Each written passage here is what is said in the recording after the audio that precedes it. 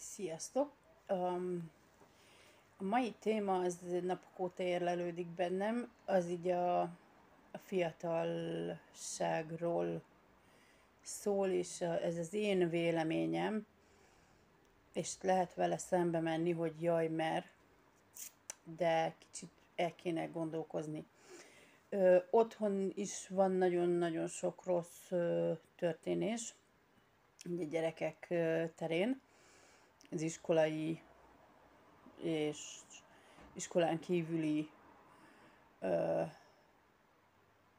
támadások miatt, ugye? És itt kint is annyi különbsége, hogy itt kint kicsit durvábban mennek a dolgok. És az elmúlt hetekben nem egyszer belefutottam abba, hogy és akkor most jó kapaszkodjál, nem csak odahaza van probléma a gyermekvédelemmel, hanem ez, ahogy így elnézem, most már mindenhova, tehát ez világszerte így van.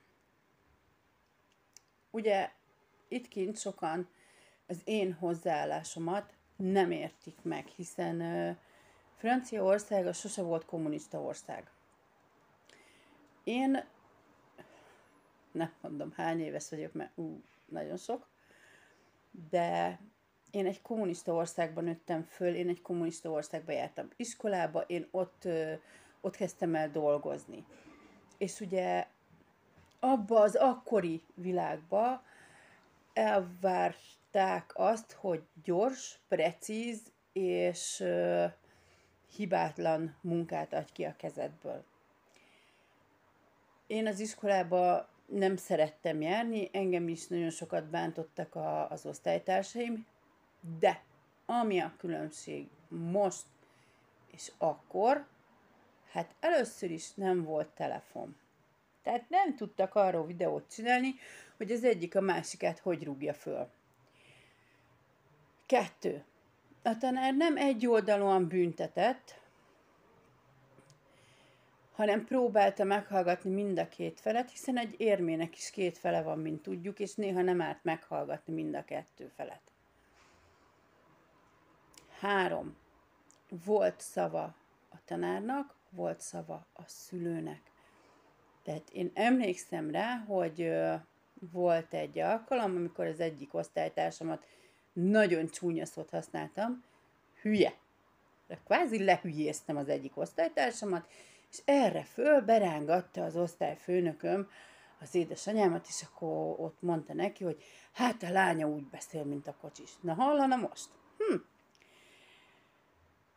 De volt kommunikáció, igen, nincs kommunikáció, se tanár, se szülő, se tanár, se gyerek, se szülő, se gyerek között. Ez megszűnt. Ezt rohadtul nehéz áthidalni, kezelni, és a tinédzser kort végigvinni ilyen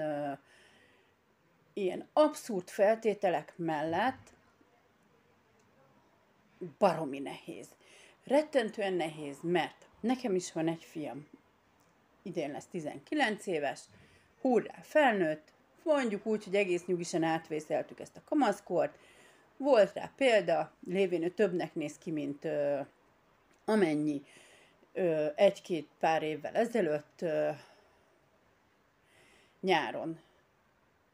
Ő elment a haverjaival valahova, és hát én meg vártam, hogy hát most már csak haza kéne, hogy essen. Az időkorlát este 10 volt, pedig teszem nektek hozzá, hogy itt kint Strasbourgba a közbiztonság nem olyan fú, de nagyon jó. Mondjuk vannak ennél rosszabb városok is Franciaországban, ahol hihetetlenül pocsik a közbiztonság. És a lényeg az volt, hogy így hajnal, nem tudom, egy pár óra múlva jelentkezett a gyerek, hajnal 1-2 körül, hogy ő most és biciklivel ment el, teszem hozzá, neki nem volt zseppénze sose, viszont a haverénál volt pénz, de ők vagy kisebbek, termetre mondom, hogy kisebbek nem korra, meg volt egy-két idősebb is köztük, akik így összeverődtek, És az én fiamat, itt nem kérdezik meg tőled a dohányboltba, ha bemész, hogy hány éves vagy. Ha ránézésre több vagy, mint 18, akkor minden további nélkül kiszolgálnak. És az én fiam, azt hiszem ez 4 évvel ezelőtt történt, fogalmam nem volt róla, hogy mit csinált, teszem hozzá, mert nem szereltettem GPS-t a gyerekre. És fölhívott, hogy ő nem tud hazajönni. Hát és kérdezem tőle, hogy hát de mi LSD? Vagy valami más baj van. És ugye hajnalban azért már se villamos, se semmi. És mondja, hogy nem. Hát mondom, akkor meg apukám, emeld meg a valagadat, aztán gyere hazafele. De ő nem tud megállni a lábám. Akkor én ott már sejtettem, hogy nem véletlen furcsa a hangja, és itt kiderült, hogy a jó madarak hozzájutottak valamiféle fajta alkoholhoz, vodkához, azt hiszem. És az én fiam úgy beseggel gyerekek, hogy közölt, hogy nem tudja még azt se, hogy arccal merre van előre. És én mondtam neki, figyelj ide, tudod mit? Most fogod a 2 kereküt, óránként bejelentkezel, hogy merre jársz, hazatámogat majd a biciklid, mert arra fogsz tudni támaszkodni, aztán majd hónap beszélünk. Haza is esett, 2 óra múlva megjött. Ránéztem, vágta, hogy erezzel a hajam lesz másnap. Ugye én is lehiggadtam, másnap kiültettem, és megkérdeztem. És közöltem vele, hogy őszinte, korrekt választ várok. Ittál? Igen. Mennyit? Sokat. Halkan válaszolt. Nem üvöltöttem vele. Nem vertem hülyére. Egy valamit közöltem vele. Én is voltam fiatal. Nekem is volt olyan néha elgurult, mert jó esett. De sose tettem ilyet az anyámékkal. És utána közöltem vele, hogy ott a szobája, azt mehet. És ezen megdöbbent. Tehát azzal, hogy kivették a szülőknek a kezéből azt az egyfegyelmezési módszert, hogy mert nem szabad elnáspángolni, mert úristen, összetöröd a lelkét. Tudjátok, hogy én hány pofont kaptam, még felnőttem. Anyám borogas. Jesszus, jobbról vártam, balról kaptam. Pedig az én anyám nem egy magas emberke, és olyat le tudott csűrni, öcsém, hogy pislogtam ki a fejemből. Ha kezet emelek, a saját gyerekemre kezet emelek, annak egy oka van. 2, elmagyaráztam neki, amikor volt erre példa, hogy nem azért kap, mert én nem szeretem. Nem azért kap, mert én tiltani akarom. Azért kap, hogy tudja, hogy annak ellenére, amit csinált, én szeretem, én aggódok érte. Amikor a tanár minket megregulázott, akkor ugye az az ő felelőssége volt, hiszen ember, hát reggeltől estig ott van vele az iskolában az a szerencsétlen poronty, tehát az ő felelőssége. Na már ez is megszűnt. Senki semmiért nem vállal a felelősséget, és ez baromi nagy hiba. Ez egy rettentően nagy hiba. És mit tanul a gyerek? Nem vállalok felelősséget, kézkezet most. Apa, nem én voltam. Majd ráfogjuk kis Pistára, aki ott se volt.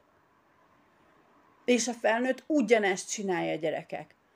Ez a hely, ahol most én itt lakok, itt elméletileg mindenki hülye. Finoman fogalmaztam. Az, hogy megvan a heti beosztás a takarításra, 2 hete nem takarította itt senki az emeletet, ezen a héten mi fogjuk takarítani. A konyha egy merődzsuva. A tűzhely non-stop egy merődzsuva, az asztal a konyhában, mivel hogy közös egy merődzsuva. A WC, amit elméletileg csak ez a szint használ, tehát rajtunk kívül még 3 ember non-stop össze van arva. Állandó jelleggel kosz van, fűfabokorvirág használja itt fönt a szárító mosógépet, de majd, ha tönkre megy, akkor csak az emelet fogja állni a cekket, mert mi vagyunk, akik használják hivatalosan. Csak hogy ez nem így van. És ez a baj, tudod, hogy senkit nem érdekel. Tehát most már eljutottunk arra a szintre, hogy én a múlt héten javaslatot tettem arra, hogy a fürdőszoba ajtó legyen kulccsal zárható. Mert akkor ki tudom zárni, ki tudom azt szűrni, hogy ki az, aki úgy használja a WC-t, ahogy. Ugyanis 4 hónapig laktunk úgy itt a szembe szomszédékkal, hogy csak mi használtuk, és nem volt baj. Nem volt körbeugyozva, nem volt úgy összearva, hogy még a WC ülőke alja is olyan, és akkor úgy hagyjuk, mert hát az és nem vállal senki érte felelősséget, gyerekek. És nekem ez megy az agyamra, hogy nincs felelős. Nincs, akit meg lehetne rángatni. Pedig hát a konyhát nem csak az első emelet használja, mert a földszintnek nincs külön konyhája. A normális esetben a WC-t nem csak az első emelet használja, mert a szomszéd asszony egy hétig kórházba volt, és mi a szobába voltunk a párommal, ellenben a szembe szomszéd bekopogtatott a fürdőszobába, tehát akkor nem az apja volt bent, és nincs felelős. És ugyanez megy az iskolába, és ugyanez megy a szülőknél, és ugyanez megy a tanároknál, és ugyanez megy mindenhol. Ha csak egy picit, ha csak egy ember változtat ezen a dolgon, és azt mondja, hogy de igen, az én felelősségem, akkor lehet, hogy más is oda fog állni melléd, mögéd. Én ezt megtettem a munkahelyemen. És mostanra eljutottunk oda, hogy az egyik kolléganő, aki rettegett eddig a főnökömtől, hogy jó úristen, Jesszus Mária, és úgy, hogy a főnököm a fiatalabb, ő meg az idősebb, most már kimer állni magáért, kimeri nyitni a száját, és azt tudja mondani, hogy figyelj ide, én azt mondtam, hogy így csinálja, az, hogy ő nem úgy csinálta, az nem az én felelősségem. Az én felelősségem az, hogy elbasztam valamit, igen, azt én basztam el, oda fogok állni, és azt meg fogom mondani. De nem az, hogy itt újjal mutogatunk egymást, és akkor hogy akarunk gyermekvédelmet, kedves szülők, tanárok, áruljátok már el nekem, mert nem vágenzi, hogyha nem vállaltok a saját döntésetekért, a saját megnyilvánulásatokért felelősséget. Az, hogy most kap a gyerek egy-két, nem hülyére keverni, sose voltam ennek a híve. Az én fiam rettentő kevésszer kapott, de volt olyan csárdás, hogy öröm volt nézni. És nem azért kapta, mert éppenséggel nekem az jó esett, hanem azért, mert nem tudta, hogy kivel beszél. Mert amíg szépen mondta neki, hogy figyelj, de vegyél vissza magadból, addig nem vette el lapot. Aztán, amikor lendületből fordultam, és kapott egy durranost, akkor pislogott kifele arcából, hogy most. És akkor mondta neki, mondom, figyelj, nem az volt a baj, amit mondtál, hanem az volt a baj, ahogy mondtad. Indokold meg, hogy miért kap. Ez ugyanolyan, mint a gyerek, a macska vagy a kutya, és nekem most hiába jöttek azzal, hogy hát de az nem, de úgy van. De úgy van. Mert az én macskám, hogyha rosszat csinál, akkor tudja, hogy miért kap, mert akkor kap abba a pillanatba. De egy héttel később hülyére verni azért, mert a múlt héten nem csinált meg valamit, tök fölösleges, úgyse emlékszik rá. A kutya ugyanez, ha oda piszkít, akkor fogom meg csapkodni a nózmányát, nem egy héttel később, hogy te az meg egy héttel ezelőtt oda szartál az ajtóra, vagy az ajtóba. Akkor, abba a pillanatba vedd elő. Aznap. Tedd másnap, de ne egy héttel később. És igenis vállaljon felelősséget mindenki. Azért, amit tesz, csinál és mond. Nem leszel jó senki szemébe. Szard le! Kit érdekel? Nem vagyok jó senkinek a szemébe, elárulom nektek bent a munkahelyemet, leszámítva azt a 40 bent lakót, aki totálisan egyetért velem. Nem kell szeretni. Én csak egy kollégájuk vagyok, de vállalja a felelősséget. Itt van, nekünk volt nagyon sok szociális munkásunk. Egy sem vállalta a felelősséget, egy sem mondta, hogy igen, ezt mi basztuk el, mert nem figyelmeztettünk, mert nem mondtuk el, mert te honnan tudnád, hiszen te ide jöttél élni, és nem biztos, hogy tisztában vagy dolgokkal. De tőlem meg elvárták, hogy én felelősséget vállaljak azért, mert nem tartottam be ezt, mert nem tartottam be azt, mert nem tartottam be amazt. Tehát ez egy oda-vissza játék. Ha ez nincs meg, nem fogsz tudni bizalmat kiépíteni a gyerekeddel, nem fogod tudni felemelni a fejedet, és azt mondani, hogy igen, büszke vagyok rá, hanem majd otthon fogsz szépen őrlődni, hogy mit basztál el. nem vállaltattál vele felelősséget. És minél kisebb korba kezded ezt el, annál többre fogsz menni vele. Itt van az én fiam. Ő csinált most egy baromi nagy hülyességet, és azt mondta, hogy minden további nélkül fizeti. Tehát elfogadta azt, hogy ő volt a hülye, és nem a kis Pista, hanem ő, és ő ennek megfelelően fogja teljesíteni azt, amit kell, mert felelős. Ezt a szót, ezt nagyon kéne tudni, hogy mi az a felelősség. Ugye? Ez egy társadalmi elvárás, képzeljétek el. A felelősség az egy genderizmus. Jó, jesszus úristen, most akkor ezt is töröljük ki gyorsan. Tehát az, hogy lusták az emberek utána nézni dolgoknak, az hagyjuk. De az, hogy a tetteiért senki nem vállal felelősséget, az csúnyán vissza fog ütni. Az rettentő csúnyán vissza fog ütni. De nem akkor kell óbégatni. Nekem ezt tanították. Nem akkor kell sírni, amikor már eddig ülsz a szarba. Sírja akkor, amikor ekkora a szar. Mert akkor még lehet, hogy azt a ekkora szart helyre tudod hozni. Amikor már így a fejed tetejéig ér a szar, abból már kicsit nehezebb kimászni. És ha ezt így el tudjátok fogadni, ezt így meg tudjátok jegyezni, és tudtok rajta változtatni, hidd el nekem, hogy a környezeted rohadtul észre fogja venni, és lehet, hogy megpróbál ő is hasonlóképpen odaállni, gondolkozni, és változtatni dolgokon. Mert felelős vagy mindenért. A saját légvételedért felelős vagy, mert ha nem veszel levegőt, meghóz. Na, ennyire egyszerű a dolog. És akkor nem ragoztam túl.